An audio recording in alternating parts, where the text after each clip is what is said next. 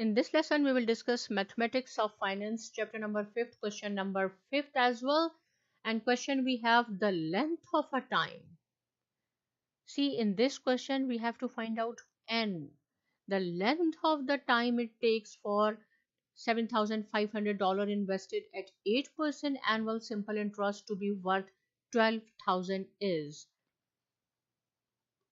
Again, I have to write down the formula first, then it will be clear. 100 into m.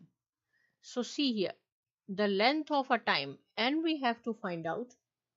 It takes for, you have suppose today $7,500 you are going to invest at the interest rate of 8% and SN will be 12,000 at the interest rate of 8%. Right? So you have to find out N. If N is not given here, right, we have to find out N number of years. So it means M we have to consider 1. So just put the values here. It is 7,500.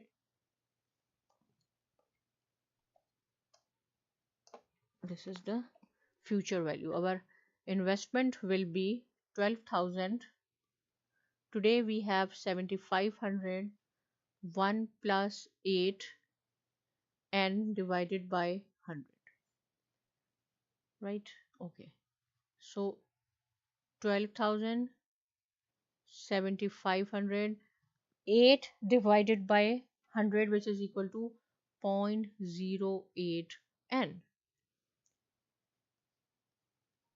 So what we have to do now, take this 7,500 to the other side. 1 plus 0.08 n. So when we divide this, it is 1.6 equal to 1 plus 0.08 n. Take this one to the other side. So it will be minus 1 and then 0.6, 0.6 is equal to, so only n is equal to 0.6 divided by 8. So I can write down here n is equal to 7.5 years, or you can say 7 years and 6 months, because 0.5 is the half year, and this is the answer. I hope the question is clear. If it is any point is not clear, you can ask me. Subscribe to my channel, and thanks for watching.